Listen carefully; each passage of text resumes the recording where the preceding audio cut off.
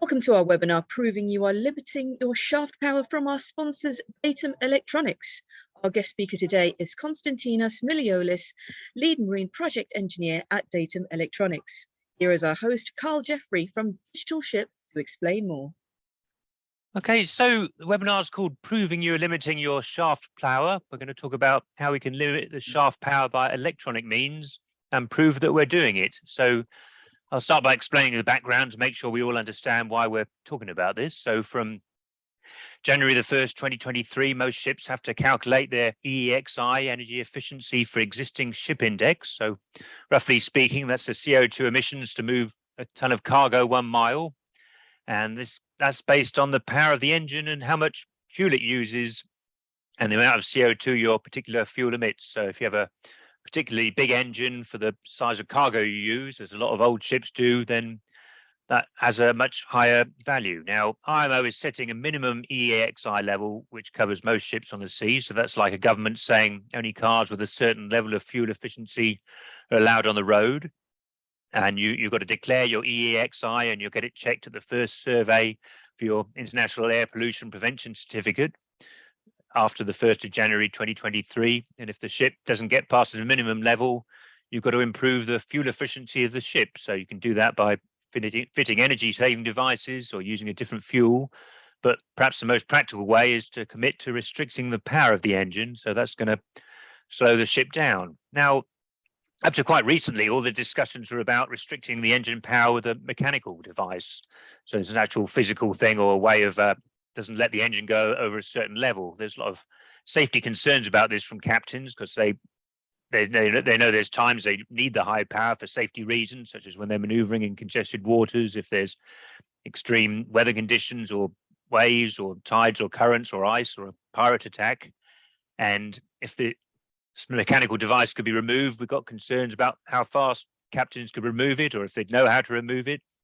So we worked out a way around these concerns is you have an electronic limiter tool. So what that basically means is captains can have the power they want, but there's a display on the bridge the whole time which tells them if they're in the allowed zone or not. And if they go beyond it, it's not going to stop them doing it, but they've got to have a reasonable reason to do it. And they type that into the system, and then any inspector can see that later. So in the June 2022 meetings of IMO, this was clarified as acceptable. They created the term electronic shaft power limitation, or ShaPoLi, which is a sort of term you're going to hear a few times. So today we're going to see how this can be done.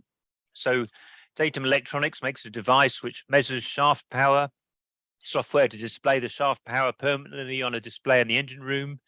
And there's tools where the crew put in their reasonable excuse if they've gone above the limit. And our speaker today is Konstantinos Miliolis, who's lead marine project engineer with Datum Electronics. He's normally based in London, but joining us from Athens today. He has a Master of Engineering from University of Strathclyde, and he's since worked at Lloyd's Register and Euronav. So as usual, we're going to have a presentation about 20 to 25 minutes or so, and then there should be plenty of time for questions, and you can load your questions in the Q&A box whenever you think of them. So I'd like to invite Kostas to start the talk. Thank you. Good morning, everyone. Thank you, Carl and Farah, for the introductions and for hosting today's webinar. It is a wonderful opportunity to be able to speak here in this Digital Ship event to such a big and varied audience. And today's topic is becoming very hot and is the main focus of the shipping world for the past few months and will still be for the next year. I'm talking, of course, about what Carl mentioned, about the new EEXI implementation guidelines by IMO. And I will be presenting a neat and very simple solution for EEXI compliance going forward. It is our solution to monitor and report your ship's power, and we call it the EEXI shaft power acquisition module.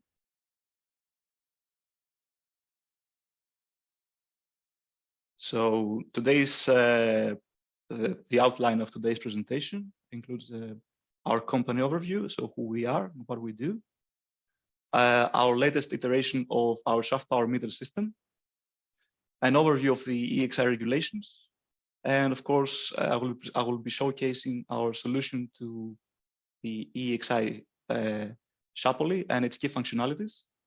And I will finish the presentation with a live demo of this module, so you get a better understanding of how simple it is and how easy it is to use. So Datum was founded about 30 years ago on the Isle of Wight in the UK, where it's still headquartered. We are leading manufacturers of strain gauge-based technologies, and we specialize in shaft power measurement solutions. We are OEM product suppliers, so we research, design, and manufacture everything in-house. And we have a global distribution, service, and installation network in strategic locations throughout the world. We are involved in more than 9 industries, including the marine. And key solutions include vessel condition-based monitoring, turbine shaft condition-based monitoring. We specialize in automotive test measurements. We also perform structural health assessment and monitoring, silo mass monitoring, and performance maintenance analysis for various applications. Now, as part of our shaft power measurement lineup, we have recently developed our latest iteration, which is a high-frequency shaft power measurement solution installed on the shaft of the vessel using strain gauge-based technologies, and is able to take up to 2,000 samples per second, and that is 2,000 torque samples per second. It is class approved and cost-effective, and features an innovative modular design, meaning it can be retrofitted across different range of vessels with different shaft diameters, ranging from very small to very big. It is maintenance-free, and due to the high sample rate, it features very high measurement accuracy in the torque readings. We have one of the shortest lead times in the market, and we also provide numerous data out options like NMEA string, Modbus, Ethernet, and our default option RS-45. The installation takes only 1 or 2 days and is very simple to install. And it is also upgradable to Datum Hawk, which is our upcoming concept of engine diagnostics based on the torque readings, the high sample torque readings. About this future integration with Datum Hawk, essentially it's a module of that can carry out live performance and engine predictive maintenance based only on the torque signal of the engine. It has seamless integration with other systems on board, like flow meters and other interfaces. It features a live engine performance dashboard that is displaying many data like vessel speed, fuel consumption, power, torque, in-cylinder pressures, and others. And also features a report dashboard from which reports can be downloaded locally or directly sent ashore to the office. Now, this is a very short video of our solution, our shaft power meter, just to get a better understanding of how it works. It can be installed anywhere on the intermediate shaft, as long as there is enough clearance, and the clearance is not very big. It is powered wirelessly, so inductively, via the rotation of the shaft, so it doesn't need any cables. The strain gauges are glued onto the shaft and measure the strain, which is then translated into torque. And there is the option of installing an additional strain gauge for thrust measurements. So the torque data are sent wirelessly through the transmitter that is on the shaft to the control unit via Wi-Fi. And this control unit is responsible for making all the calculations and displaying torque, power, and speed data. And as you can see, it's very modular. It's very easy to install and adjustable.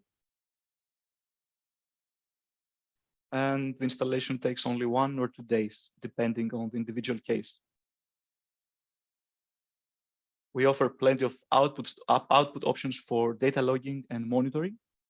And there is an option for a repeater in the engine control room for displaying power, speed, and torque.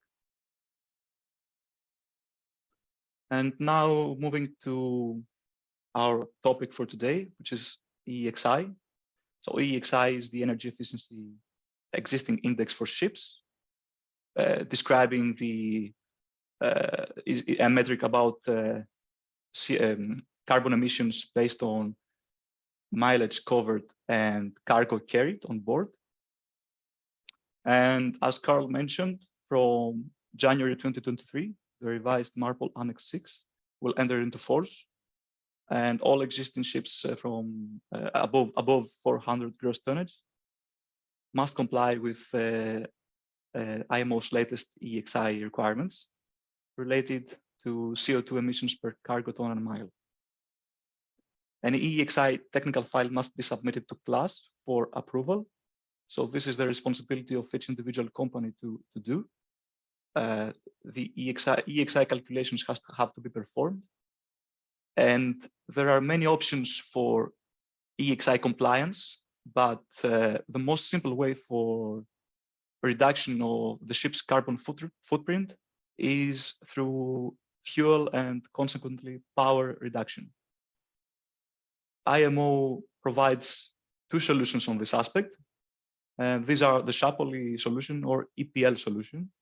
EPL is a mechanical limiter on the fuel rack of the engine, so mechanically limiting the fuel entering the cylinders, whereas ShaPoLi does not require any intervention to the engine and is based on a shaft power meter that is installed on the shaft, measuring the power and monitoring when the power has been reached and exceeded the threshold set as per the new EEXI calculations.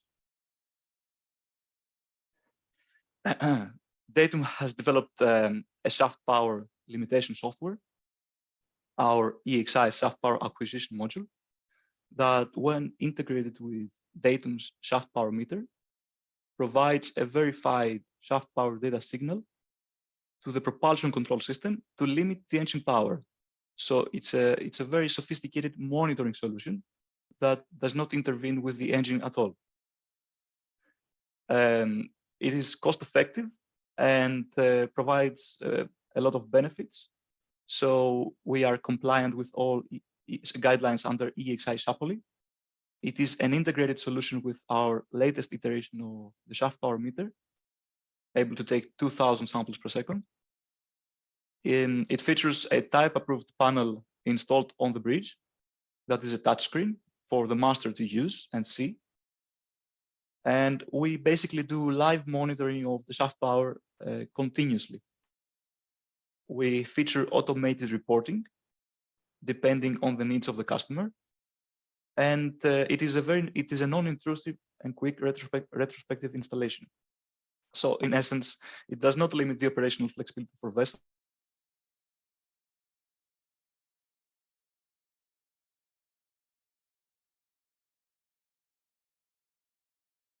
Oh, I think your connection may be stopped, isn't it? I can't hear you. Oh, I think you've lost connection, Kostas.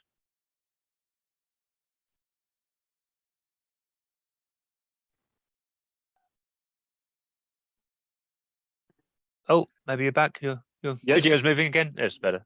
Okay. Can you hear me now? Yep, that's fine. Yeah. Okay. So as I was saying, the interface is very intuitive and easy to use, and is of course tamper-proof. So the settings are password protected, and no one can change them unless they have the required authorization to do so. So this is the interface, the actual interface of our solution. It features some details of the vessel, including the ship name and IMO number, as well as the unlimited power and the limited power. Some status for the shaft power and the GPS, as it requires GPS to run, and displays the power, torque, and speed on the shaft. In cases of vessels with multiple shafts, the power displayed is the sum of all of the shafts combined. And at the bottom, there's also a graph showcasing the power reserve threshold versus time.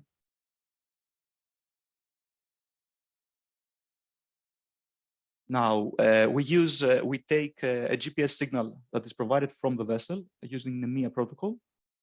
This is mandatory to do, as we must know every time the exact location of the vessel. It features a USB port for extraction of data and reports. It gets data directly from our high frequency data SPM, a shaft power meter. We also feature cloud services as part of a premium package, where we directly send you to the office notifications of when the power has been breached and where. And it also features, when a power breach is happening, it features a visual and audible alarm.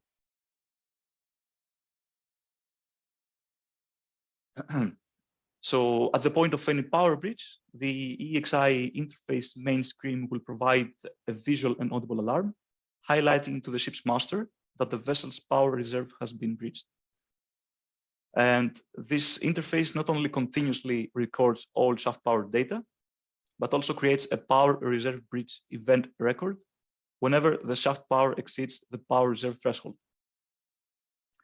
So we feature a report manager, and we so every power breach is required by the regulations. The master is required by the regulations to justify the reason for the power breach. So it could be either to adverse weather or to avoid pirates or similar. And the shaft power acquisition module logs the exact time and reason for the power exceedance and provides the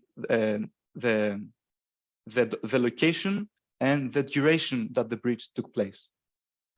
And these reports can be accessed at all times.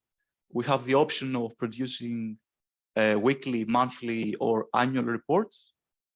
The system has enough memory for 14 months of continuous data streaming, and there is the option to upgrade for more storage. And the reports are structured based on the regulations. So we have total compliance of the EEXI regulations. And the reports include vessel details, the reporting period, the power reserve breach details, date and time, the duration, the location, and the reason. And these reports can be downloaded, saved locally, as I said, or directly sent to the office by us.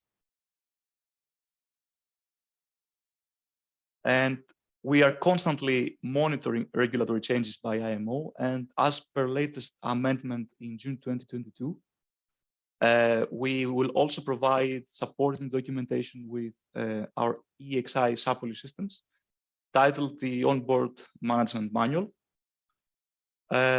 This is included in a separate section inside the module, and is provided in a PDF format and is embedded into the software. It can be accessed at any time.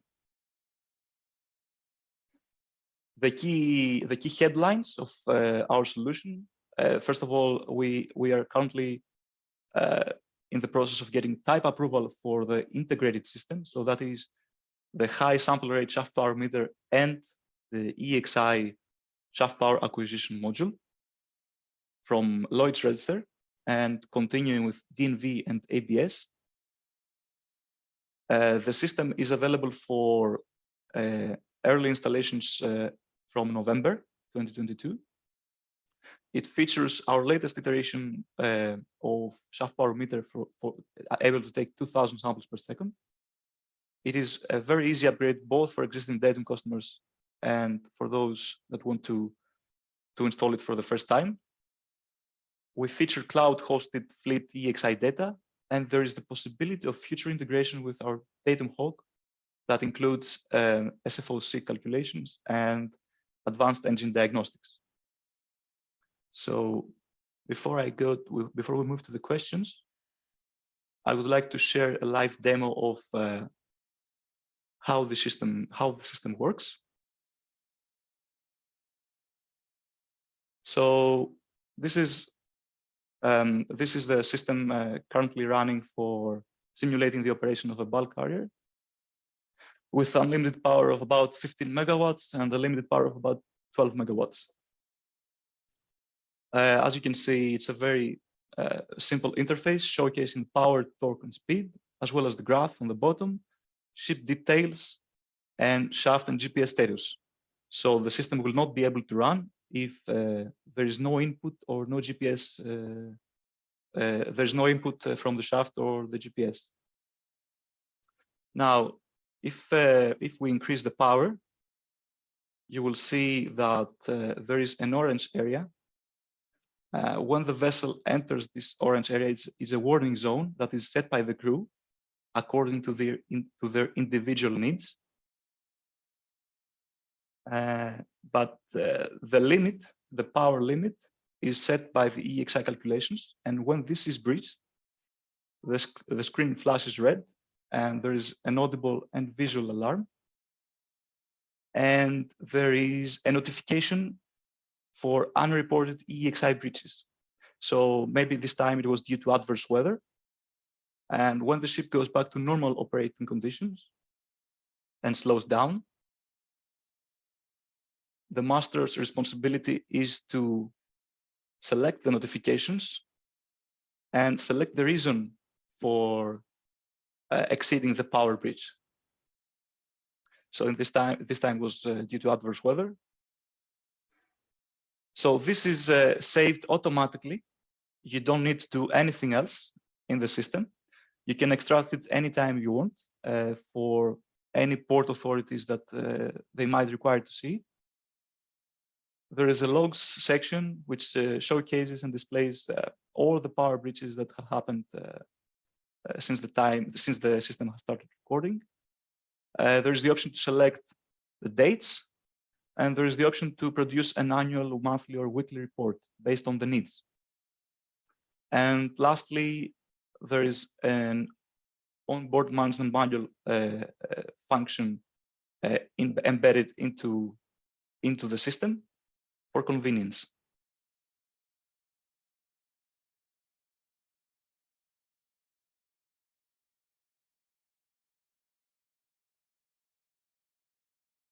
So that was it. Thank you for your time, and thank you for your attention. Do you have any questions? Wow. Well, thank you very much, Kostas. Yeah, so if you'd like to stop the screen sharing and we can see you better. And yeah, so I think what I really like about this is it's totally independent of the actual control system of the ship. So there's no way you can hack into the engine control systems through this. It doesn't interfere with anything about the operating the ship. It sort of sits on top of it as a totally separate system. I think that's what other people will like, I think, as well, isn't it? So exactly, yes. It's an independent system from the engine, so we do not intervene with the engine at all. We're just providing a very neat solution for monitoring the power of the shaft, which is approved by the regulations. And based on the power of the shaft, set a limit and operate the vessel accordingly. yeah, I was on a webinar with the Nautical Institute a couple of years ago when there were a lot of concerns about these mechanical limiters, and you can see why people would be concerned about them, but this concern ought to go away now. We can, so yes, we're agreeing to run the ship at this power level, but we can still go above it if we really need to. And yeah, exactly, yeah. It's the thing is, before June 2022, we were not exactly sure as to what the regulations will be, so it had not totally been decided yet. But as per the latest amendment happened in June 22, I think is requisition number 172. It is now allowed for a ship to either go with a mechanical limiter or a digital limiter of power. Oh, very good. So we've got two questions here from Marcus Wengel, who I think is a technical manager, customer solutions at Wärtsilä, Switzerland. So first, he's asking about calibration of the strain gauge. Is that something you need to do? I guess that's a separate part of the... Well, this module comes standard with our shaft power meter, which uses strain gauges to measure the strain on the shaft and the torque. And this, he's correct, requires calibration. And the calibration is very simple to do. It can be done by the crew or by us. And the only things we need is some properties of the shaft. So it's shear shaft modulus, the shaft diameter, Poisson's ratio, and some other steel properties that can be found very easily from the ship's manuals. Okay, I mean, yeah, and after the calibration takes place, there is also a zeroing required to do, because sometimes when the system is installed, there is always some locked-in torque. So there is a torque offset that has to be zeroed out, so you get the correct reading always. okay, you need some independent way of measuring the strain to calibrate the strain gauge, I guess, don't you? So it's the strain gauges measure the strain on the shaft based on some calibration values that we set beforehand. Right. And these are the calibration values that I described earlier. So it's very basic values that can be found very easily and is instantaneous. So it's changing settings and saving, and that's it. Okay, so Marcus is asking, can you clarify if your system is actively limiting the shaft power or just alarming? I think I know the answer to this one is just alarming. Would you want to? Yes, exactly. It's alarming. We do not physically limit the power. It's a means of monitoring the power, and the master is responsible to act in accordance with the regulations. Okay, and he's quoting something. I don't know if we wrote this on the Zoom page, that the module connects the shaft power meter with the propulsion control system. I think that's a different. I don't know where that sentence came from. I think that's a different technology where you could automatically force the shaft power to be under a certain limit. It's just a sentence he's copied into the Q&A box there. I don't know where that came from, but in this particular technology, there's no connection to the propulsion system. So yeah, no, it's just a monitoring device. Okay, so Carlos Gonzalez is asking who has access to the password to change the settings. I don't know if this is one of these trusting the crew. So I don't know. Well, I mean, the EEXI, whoever works out the EEXI, the performance manager, they're agreeing the minimum power the ship is going to have. So I guess that's the only thing you want to change in this. Is it or a? Well, so our system is tamper-proof. Both both systems are tamper-proof. So when I say both, I mean both the shaft power measurement system and the EEXI module on the bridge. So if you want to change, for example, any calibration values from the shaft, you cannot do that unless you have a password. And if you want to change the vessel details from the EEXI interface, you're also not able to do that unless you have a password. So and the password is set by each company. So if someone wants to go and change something, they'll have to get the authorization from someone in the company to do so. For example, maybe they've inserted an incorrect value and they want to change it. They can do that as long as they have the authorization to do so from the company, from the shipping company. Wow. So Konstantinos Kordas is asking about there could be a huge variation of power in bad weather, and power peaks could happen continuously. I mean, you have to manually set the engine to a higher power. It doesn't go to a higher power by itself, does it? So yes, well, it's I think he's referring to the load of the engine. So sometimes when the RPM stays the same, so you're going for, let's say, 60 RPM. Yeah. Huge ship, two-stroke engine, very big engine, 60 RPM. If there is bad weather, the load can change. So the RPM stays the same, but the engine produces more power to sustain the same RPM. Right. So this is called the load of the engine. And this, well, we do not monitor the load. We monitor the RPM. So if the power is exceeded multiple times, there is a reason for this to happen, it can be justified accordingly. And we have a function of, for example, if you're in bad weather and are operating at the limit of the power, and there's constantly ups and downs, and you constantly exceed the power and then go below, exceed again, there is a function where you are able to select multiple bridges and justify using only one reasoning. So just for convenience purposes. Yeah, I suppose there's an open question about how much the regulators or surveyors would allow, or what they consider to be a justifiable reason. But I suppose in a sense we have to figure that out as we go along, I suppose, don't we? I believe there are, I think, 4 justifiable reasons based on MARPOL.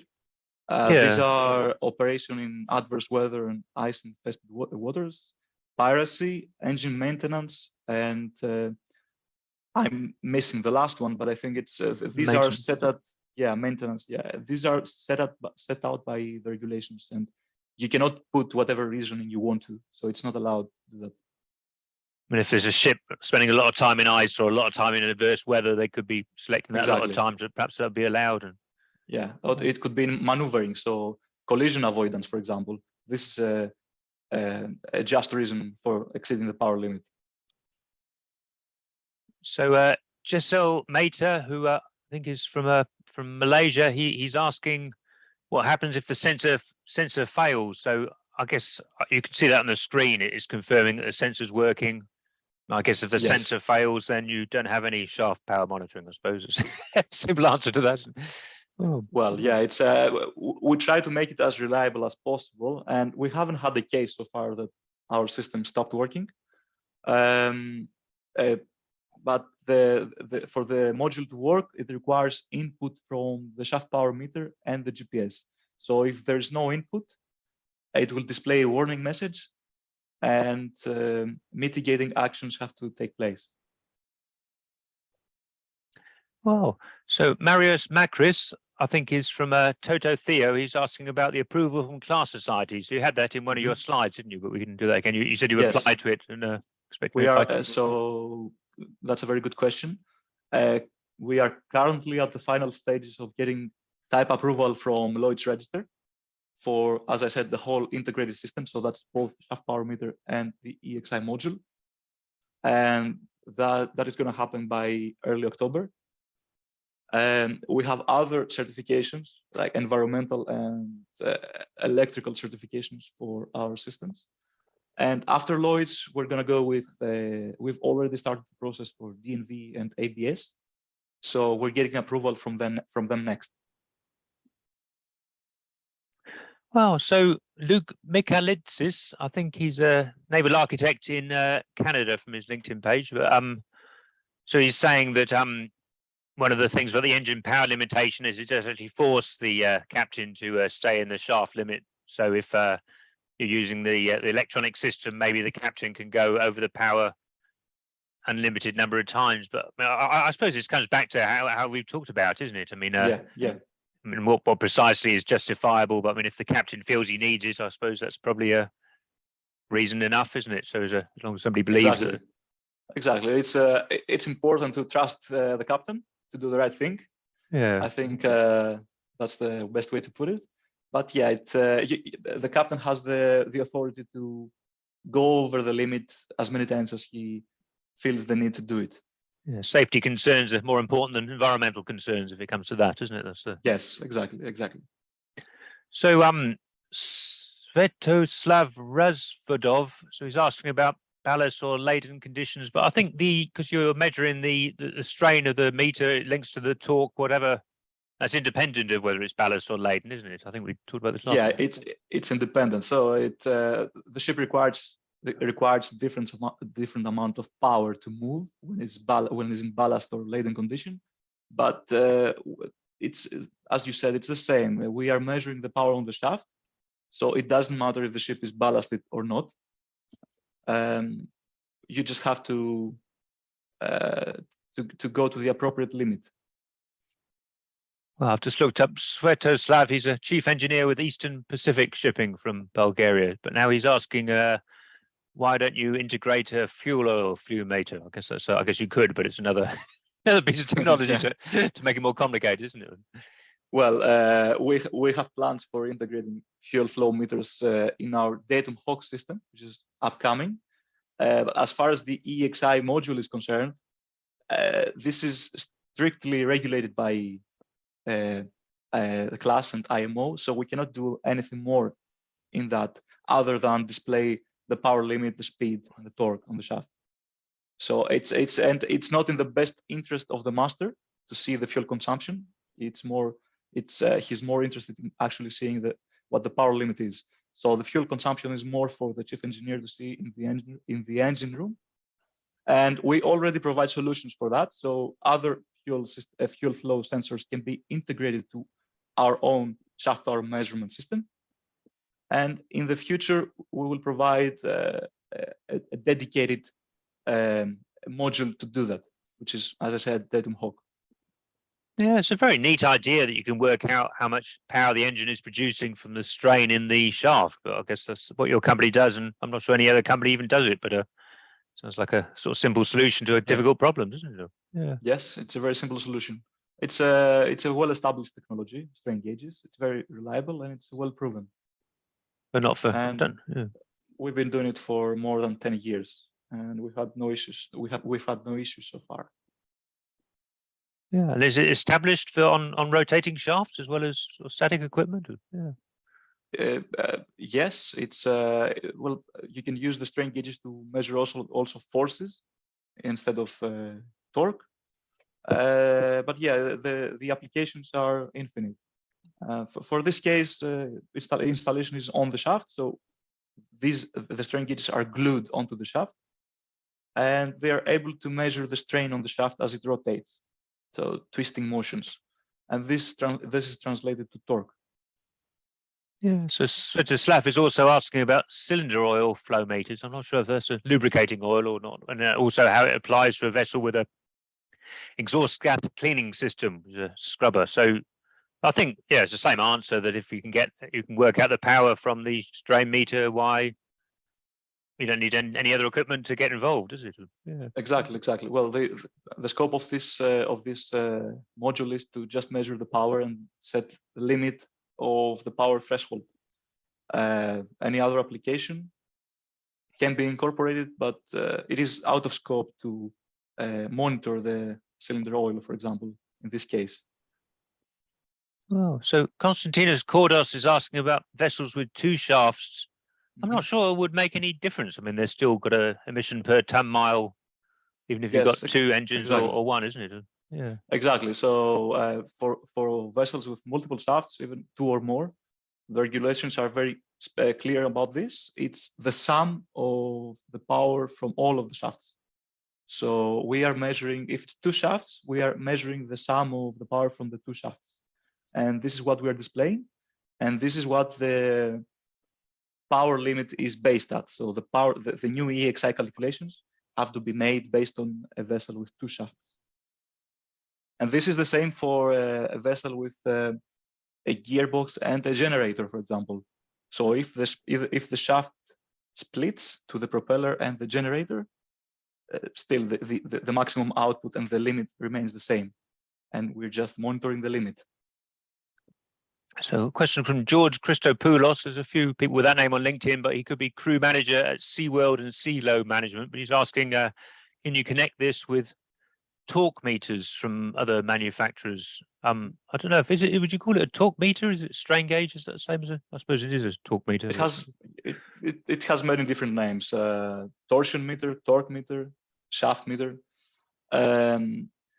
So this is a bit complicated because we provide this solution with our system, and we are getting the certification from the class for our system, and we don't have any access to equipment from other manufacturers. So at the moment, we do not offer this solution, but because we are aware that not all of the clients use Datum solutions, we are in it. It is in our best interest to do it from January. So integrate our EEXI module with other torque meters as well. But this requires collaboration from all parties. For example, if we install our system with another torque meter, and the other torque meter, for some reason, does not produce correct data, the fault will be ours, because we are the ones displaying the limit of the power and not displaying the correct data as we should. So it's a bit complicated, but the bottom line is that it's in our best interest to do so in the immediate future. Yeah, I guess companies can have more than one torque meter because it's not doing any drag on the shaft. I guess they have to spend more money. No, yes, exactly. Well, so Taras Pavliuk from Applied Satellite Technology in Norwich. So yeah, I thought this question might come up. You sending the data home to the office? Well, we have the option of cloud services, where the data can be sent directly to us or to the office or to the client based on his needs. So the basic package is local control. So all the reports are stored automatically inside the panel PC, which has a capacity of up to 14 months of continuous streaming. And we also provide, as I said, our premium option is to send the data back to us via satellite connection. And we will be responsible for notifying each client about all of the breaches that took place and the time, the location, and the duration of the breaches. So yes. Great. And just, I was wondering, you mentioned this 2,000 samples a second a few times. I was wondering why do you need so many? I mean, you take one sample a minute, that would still be enough, wouldn't it? Or you? Not quite. So okay. This hardware that is able to take 2,000 samples per second is part of our new lineup of shaft power meter solutions, where we can use the torque data to actually perform engine diagnostics just based on the torque. And the 2,000 samples per second allow us to get enough data to do that, as opposed to our current solutions, our previous, let's say, which only measure 10, which is 10 samples per second are sufficient to monitor the torque and the power of the ship. But you need more sample rate, higher sample rate to do more advanced analysis. So for example, using a 2,000 sample per second kit, we will be able to monitor the torsional vibrations of the engine. Oh, okay. It's not just the level of strain, it's other things, the vibration that you use to calculate the power with. Well, yeah. the electronics are different. The strain gauges are the same. Yeah. The electronics that receive the data are different. And the algorithms that working with it are, yeah. Exactly, yes. And do you want to say anything about your the commercial mechanism? So is it subscription, or do they buy it as a product, or a mixture, or choice? So it is the basic package is one-off service. So they buy the shaft power meter and the module, and there is for our premium and cloud services there is an additional I think a yearly fee for basically the convenience of us being responsible for sending all the data to the client. So it's both ways. It's also, if someone wants just the basic version, there's the option to do that. Oh, it sounds great. Well, it sounds like one of these very sensible ideas. I imagine every ship will have this in a few years, because there's no, can't think of a better way to solve this particular problem. So, yeah, we've got no more questions. So I don't know if you want to take a couple of minutes to sort of wrap up or anything like that. Or... Well, I would like to thank you again for the opportunity to speak here on this webinar. If anyone has any more questions or any more queries, we are available we are available always for a call, or if you want to send us a query via email, you can always do that. The deliveries of our system will start from early November for the first installations, and we will be able to produce up to 60 units per month going forward. Again, thank you very much for your time, everyone, and I really enjoyed this opportunity. And you can reach me either in person, or you can reach the company if you have any more questions about this. Wow, that's fantastic. Well, thank you very much. I'll pass back to Farah for the closing words. Cheers. Thank you to our guest speaker, Konstantinos Miliolis from Datum Electronics, and to all our viewers. We'll be sending you a YouTube video link soon with his email if you have any further questions. Join us for our next webinar on the 20th of September, which is called Making Your Maritime Digitalization Ecosystem Roadmap, sponsored by Smart Ship Hub, which you can book online at our website. Goodbye. Well, bye-bye. Goodbye.